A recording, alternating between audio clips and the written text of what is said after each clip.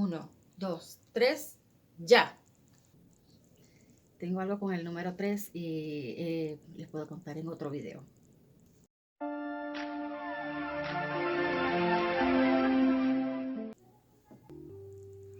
Encantada de saludarte. Y si eres nuevo, yo soy Nikki. Y si nos vamos a conocer mejor, hay que empezar desde el principio. ¿Te parece?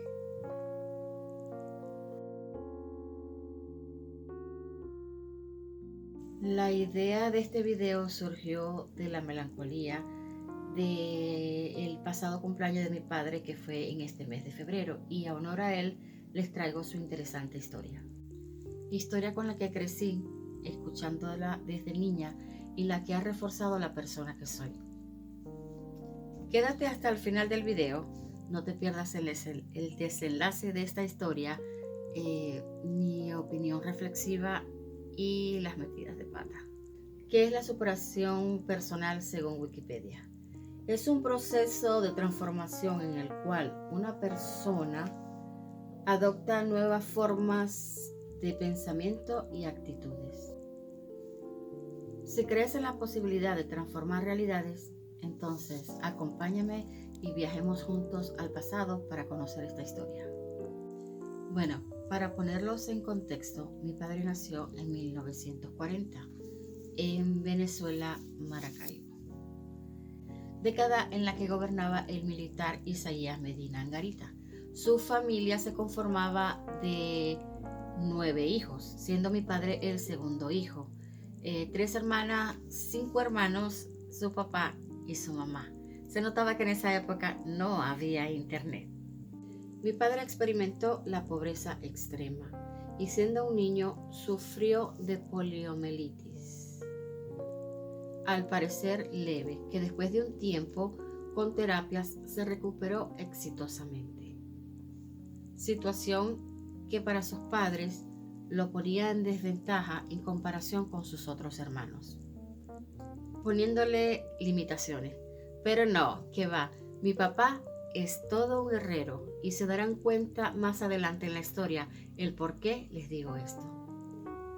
Su madre, mi abuela, era ama de casa y su padre, pues mi abuelo, descendiente de españoles, no lo conocí porque falleció mucho antes de que yo naciera.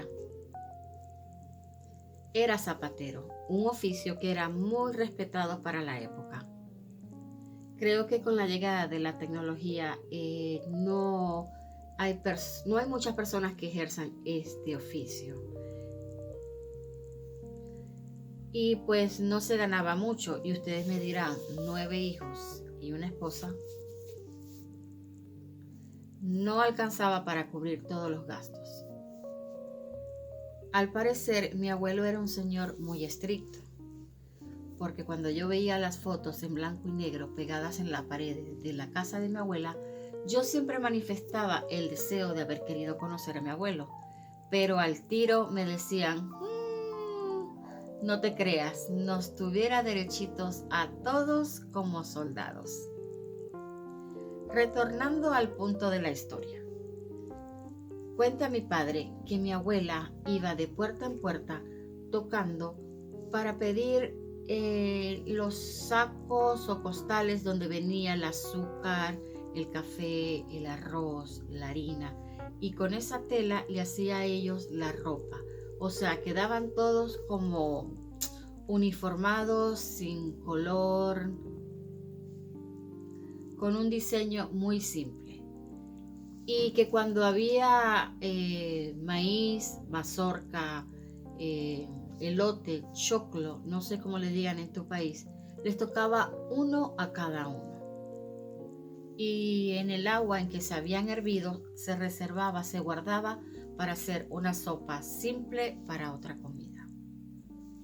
Mi padre se quebraba al contarnos estas historias, pero lo hacía para que nos diéramos cuenta de dónde venía, lo duro que le tocó y para dónde iba. Y así mi hermano y yo pudiéramos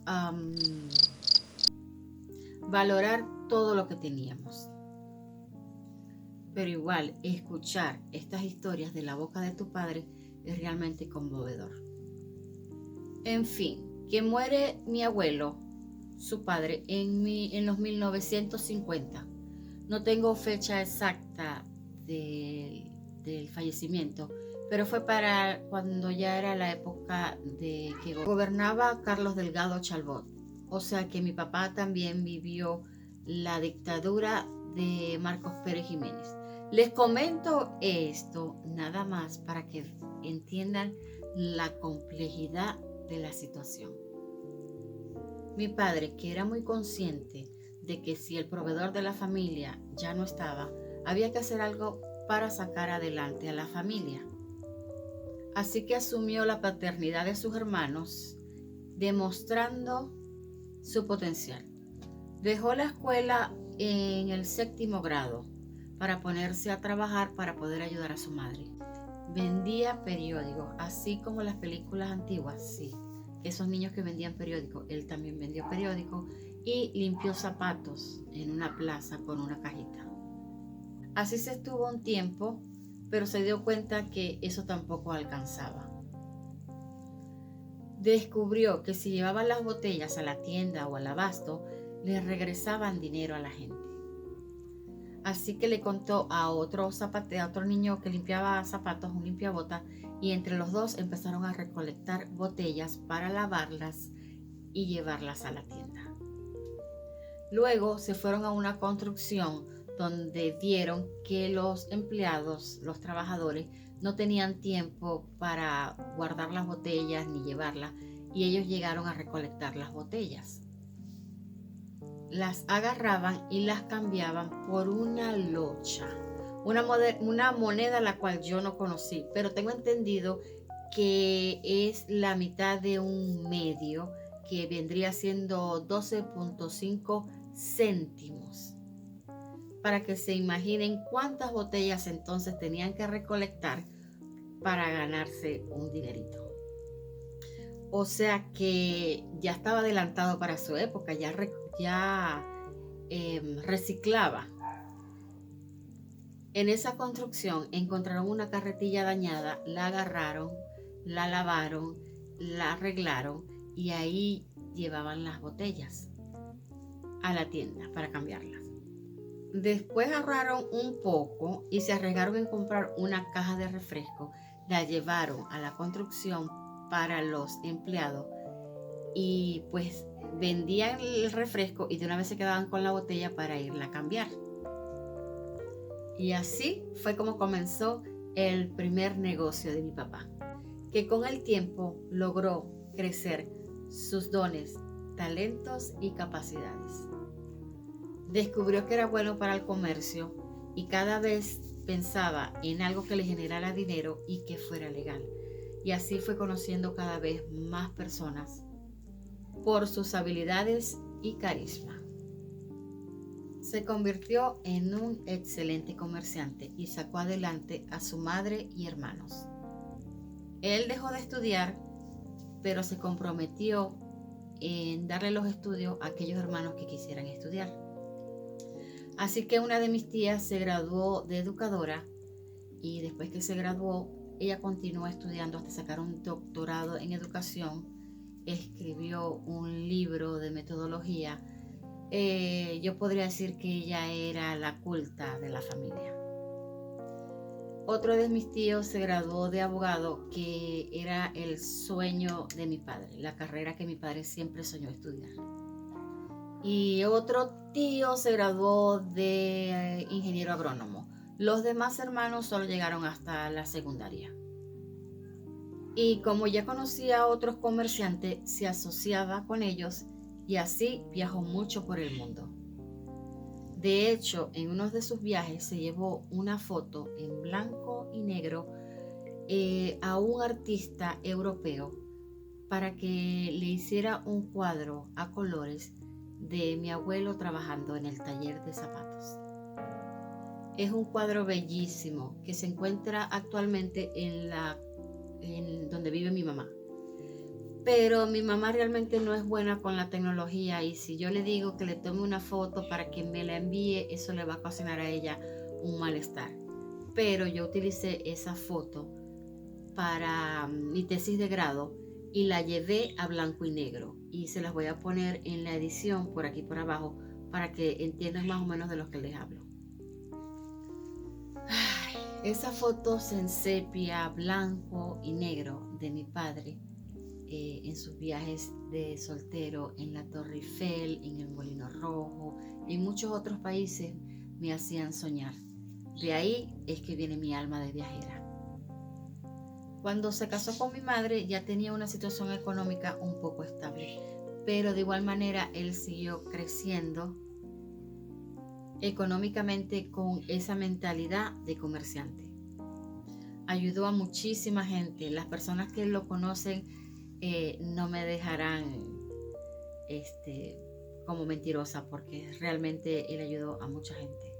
Por eso cuando escucho a esa gente que dice, ay, que la gente que tiene dinero es porque o robó o estafó o es así porque es rico de cuna.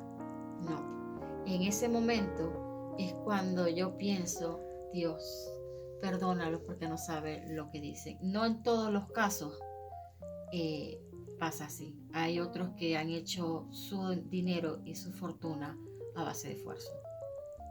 Nosotros tuvimos una muy buena posición. Mi papá, nosotros en Venezuela llegamos a ser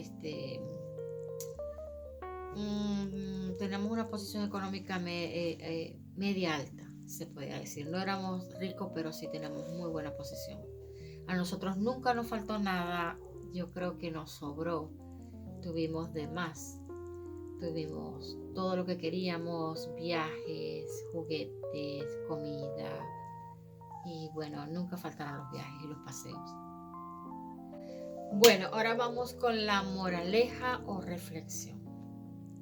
Él pudo haberse quedado con actitud de víctima porque tenía la pobreza, el polio, la muerte de su papá. Todo era una mezcla, un conjunto de cosas que pudieron haber hecho caer a él en vicios y malas juntas y buscar la manera de ganar dinero fácil, porque tenía todo un conjunto de situaciones para caer fácil. Pero mi padre ni fumaba ni tomaba y él decidió salir adelante de la mejor manera. Las circunstancias de la vida lo empujaron a dejar atrás sus sueños, a cambiar sus planes para llevarlo a hacer algo desconocido de lo que él no se imaginaba que era tan bueno. Así que se convirtió en el proveedor de su familia y dejó atrás sus sueños de ser abogado, descubriendo así que tenía unos dones y talentos que potenciar y aprovechar. Fue más allá de sus limitaciones y barreras y viajó por muchos países, conoció a mucha gente, expandió su mente. Tenía muy concientizado y elevado el concepto de desapego y de abundancia. Y por supuesto tenía una relación magnífica con el dinero. ¿Por qué? Porque mi papá era de las personas que si tú le decías que qué bonito era su reloj, no se lo dijeras 2 veces. Porque él era de las personas que se lo quitaba y te lo regalaba.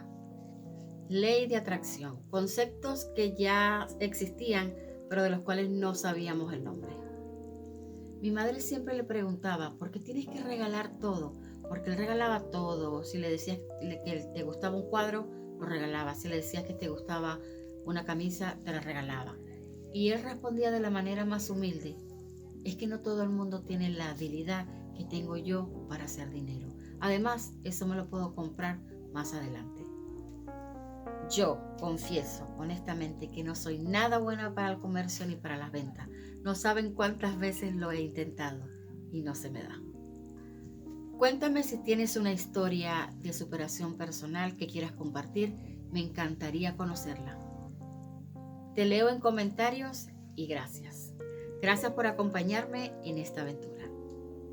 Si te gustó esta historia, te invito a que te suscribas y que seas parte de nuestra pequeña comunidad. Y aprovecho la ocasión para invitarte a mi otro canal de meditación y reflexión Mística 13. No tengo más nada que decir por ahora, que gracias y nos vemos en la próxima. Lo repito. Es que no sé si se está. Porque la parte donde se enseña los segundos está bloqueada por la parte esta. Ok, volvámoslo a hacer. La celebración del cumpleaños de mi padre, que sería en este mes.